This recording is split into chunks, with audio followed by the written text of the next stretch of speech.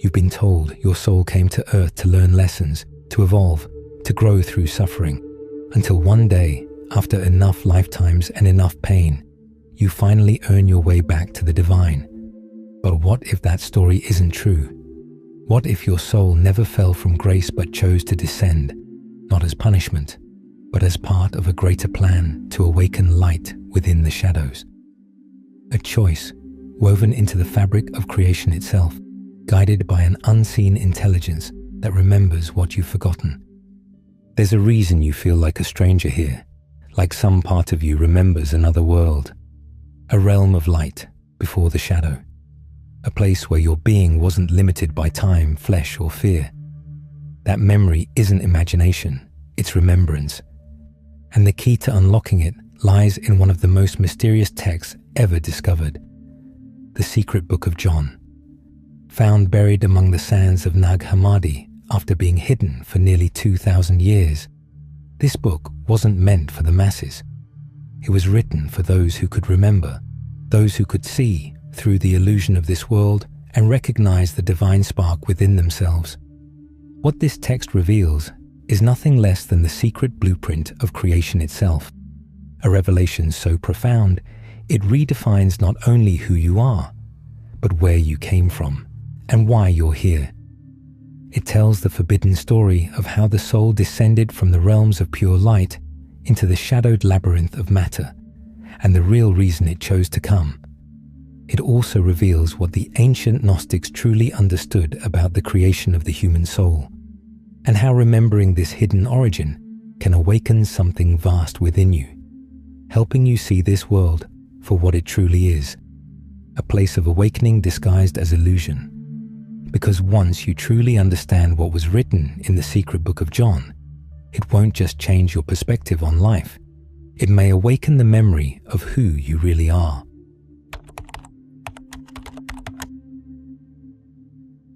To really understand the secret book of John, you have to imagine the world it came from, a world still echoing with the footsteps of the first Christians, but already divided by invisible lines of belief.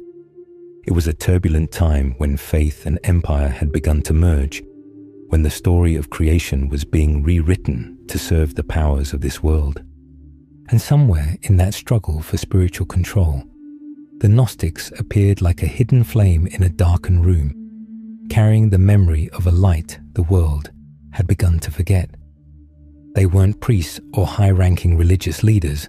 They were seekers, just like you, men and women who refused to accept the official version of reality, sensing that something sacred was slowly being erased from the world's memory.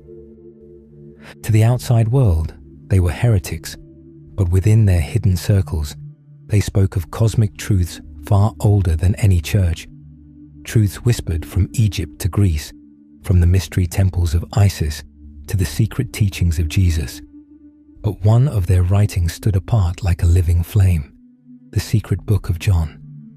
The story begins not on earth, but in eternity, within a realm of pure, unbounded light, the Gnostics called the pleroma, the fullness of God. From that living light emerged countless divine beings called aeons, each an expression of the ineffable source. Together, they formed the architecture of reality, a spiritual cosmos beyond human comprehension. But one aeon, Sophia, the embodiment of divine wisdom, reached too far. Without her counterpart, she tried to bring forth creation on her own, and from her yearning was born something imperfect, a being blind to the light, yet filled with stolen power. The Gnostics called him Yaldabaoth, the false creator, later known as the Demiurge. This is where the story diverges sharply from the one you were taught. In mainstream doctrine, the world is a divine creation, blessed, ordered, and good. But in the Gnostic vision, the material world was a distortion, a reflection of divine power cast into shadow, and humanity became the battlefield between light and matter, spirit and illusion. These very ideas were the reason the secret book of John was banned, buried, and almost lost to history, because it revealed something a growing empire could not tolerate, that within every human being burns a fragment of the divine, a spark from the pleroma itself, imprisoned in flesh, longing to return home. To the Gnostics, you weren't born in sin, you were born into forgetfulness. And the purpose of life was not obedience or suffering, it was simply remembrance. You're probably wondering, why would a divine soul choose to descend into such a chaotic world? The answer to that question is why the secret book of John was hidden, because within its pages lies the real reason why light descends into darkness, why your soul came to earth, and even the secret of your own creation.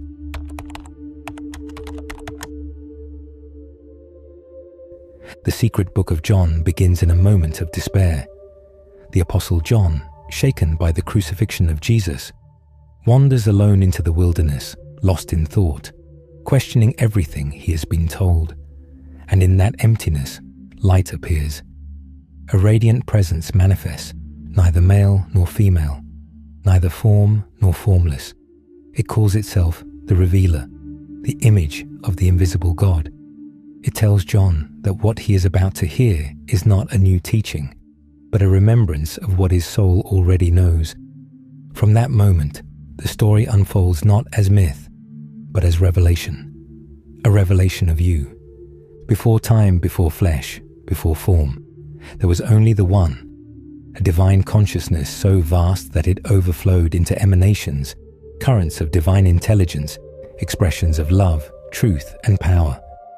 Among them was Sophia, the aeon of divine wisdom.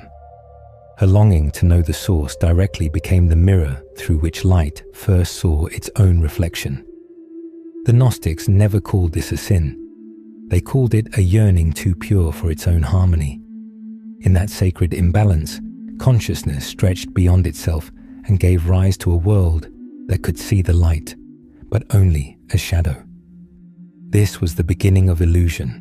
Not evil, but incompletion, the cosmos of matter, the realm of forgetting. And yet, Sophia did not turn away from what her longing had created. She sent a spark of her own essence into it, into you, so that the light would one day remember itself through human form.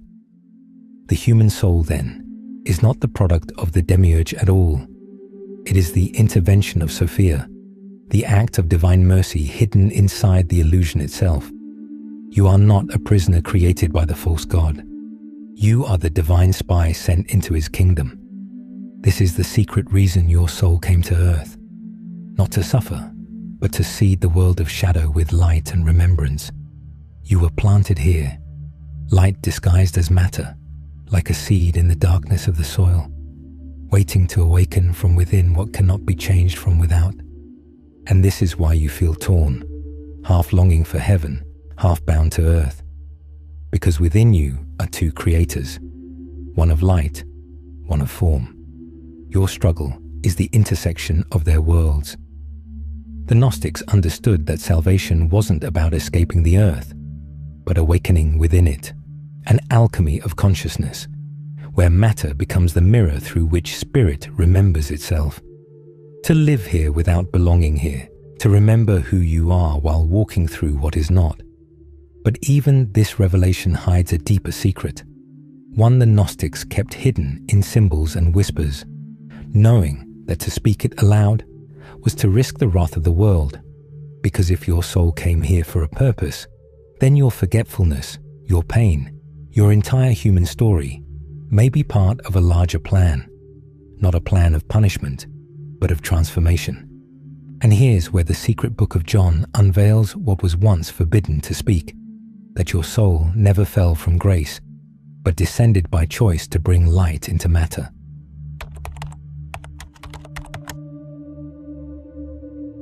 The secret book of John doesn't end with the fall. It continues into the reason for it, because what's born of light cannot truly be trapped by darkness. It can only forget what it is. In this forgetting, the human story begins. The false god, the demiurge, shapes Adam from the dust, declaring himself Lord of the world. But Adam's body lies motionless until Sophia, in secret, breathes her own essence into him.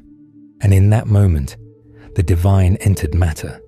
The demiurge, blind to the higher truth, becomes enraged. He doesn't understand what's happened. Not only has the very thing he created surpassed him, it carries a spark older and greater than his entire realm. This is the paradox the Gnostics tried to explain. You are divine light moving through an imitation world. The forces that seek to control you do so not because you are weak, but because you are powerful, even dangerous, for your remembrance threatens to dissolve the illusion they rule. The Archons, those shadowy rulers born of the Demiurge, don't just exist as cosmic beings. They act through systems, ideas, and desires that keep you asleep. They whisper that you're powerless, that you're defined by your past, that awakening is impossible. But these are just echoes, reflections of a lie told so long ago that humanity began to believe it. And yet, even within the illusion, the truth keeps resurfacing. Every act of love, every spark of wonder, every moment you feel the pull of something higher, that's Sophia's breath moving through you.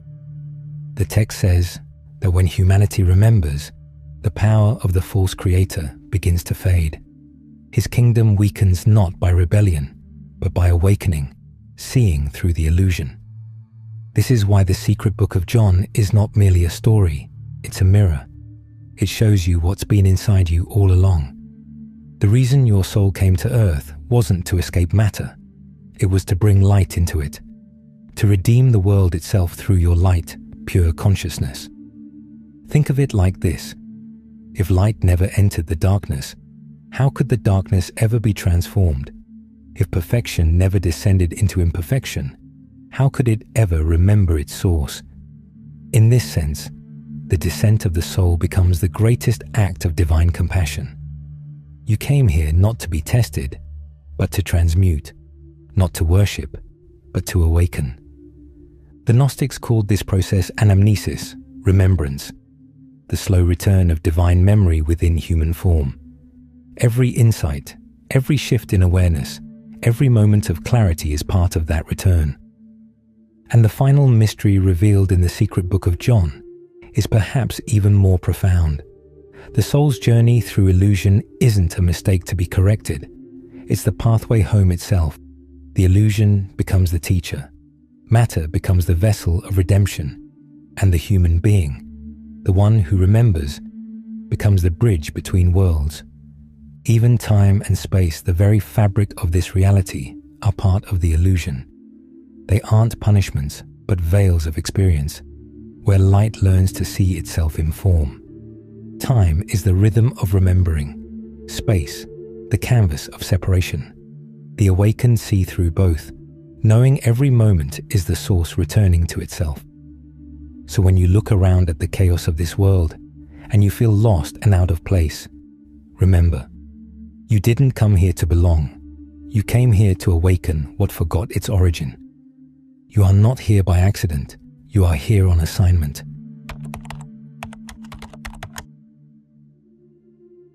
But what does this really mean for you in this world of deadlines, distractions, and noise? Because if the Gnostics were right, then your awakening isn't something that happens after death. It's something that gradually unfolds here in the present moment, in the depths of illusion. As the Gnostics taught, it was never about escaping the world. It was about seeing it clearly, quietly, without the judgment of the egoic mind. To look through the symbols, the systems, the desires that pull you, and notice how they feed on your attention. The Archons, as the secret book of John calls them, don't need to chain you physically. They only need your focus. Every time you forget who you are, they feed. But every time you remember, they fade. So begin with awareness. When you wake, pause before your thoughts rush in. Notice your breath. This might seem simple, but it is the eternal rhythm of Sophia whispering, "You are still connected to the light." As you move through your day, observe the patterns that keep you asleep, the fears that repeat, the cravings that control. Don't fight them, see them. Each one is a veil, and to see a veil is already to weaken it. This is how the ancient Gnostics practiced remembrance, not through dogma, but through attention. They trained their minds to pierce illusion in every moment, in conversation, in silence, in joy, in pain, to see the hidden spark behind every shadow. Try this. When you look into another person's eyes, pause long enough to feel what's behind them. Not their story, not their face, but that subtle pulse of awareness that is the same in you. That's the divine spark recognizing itself. In that instant, illusion cracks. The more you practice this recognition, the more the world begins to change. Not because the outer forms shift, but because you shift.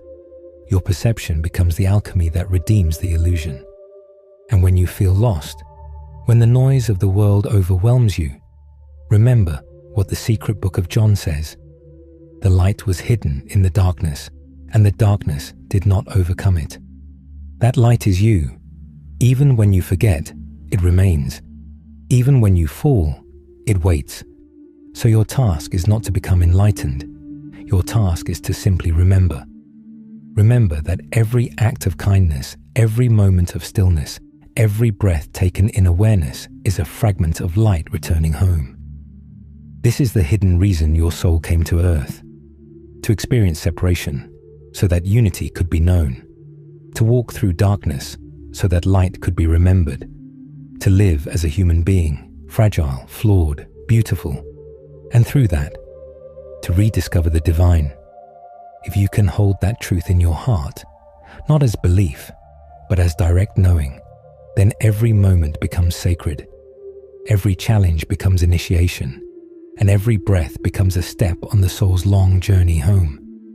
Even beyond death, the truth remains. The soul that remembers cannot be bound. And if you feel that quiet pull to keep unfolding this remembrance, I've created a free ebook called Escaping the Illusion, a Gnostic guide to mastering reality. Inside, you'll find practical methods in navigating the illusion and mastering what the Gnostics taught. You can download it freely through the link in the description below. You were never born merely to survive. You came here to remember, to awaken within the dream, and realize that you were never separate from the divine at all. The secret book of John isn't just an ancient text. It's a mirror held up to the soul. It reveals the same truth Jesus spoke of, but few truly understood, that the kingdom of heaven was never above you. It was within you. You are the bridge between two worlds, matter and spirit, shadow and light. And when you remember who you are, the illusion begins to crumble. Because awakening isn't rebellion, it's recognition. So the next time you feel lost or small or insignificant, remember this. The very forces that try to keep you asleep are terrified of what happens when you awaken. Because when one spark remembers its source, it ignites others. And eventually, the entire illusion begins to glow from within.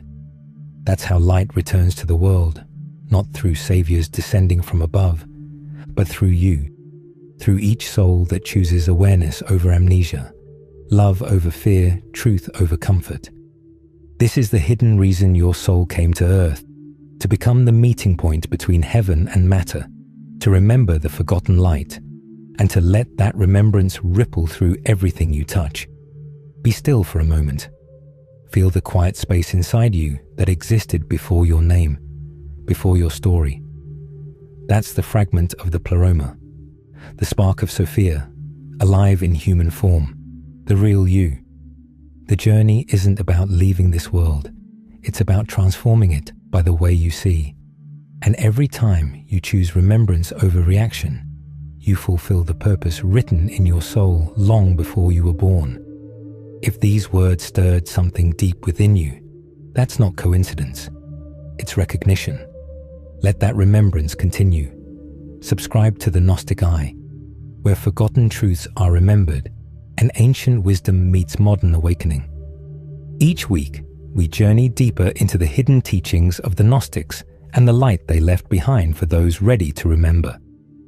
And if this message spoke to you, don't forget to like the video and share your reflections in the comments below. I'd love to hear what this awakening means to you, because in the end, Awakening isn't found in ancient texts or distant heavens. It's found right here, in the one who remembers they were never asleep. The light you've been searching for has always been the one who's been searching. And when you finally see that, the journey ends where it began, within.